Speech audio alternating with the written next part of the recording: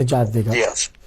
اگلا سوال ہے قبلہ کہ ہیپاٹائٹس بی یا سی اس کا علاج دریافت کیا ہے طب اہل بیت سے؟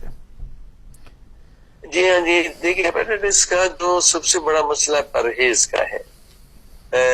جن بھی مریضوں کو الحمدللہ شفا ملی ہے، جنہوں نے پرہیز زیادہ کی ہے، تیل وغیرہ تاکہ ہیوی چیزیں جو ہاضم نہیں ہوتی ہیں، کیونکہ ہر چیز جو ہے وہ ہر دوائی جگر سے گزر کے جاتی ہے، لہذا اس کا احتیاط یہی ہے کہ آپ فروٹس اور ویجیٹیبل پہ چلے جائیں، بلکہ 1 سال تک پرہیز کریں تاکہ یہ بیماری بالکل جڑ سے ختم ہو جائے۔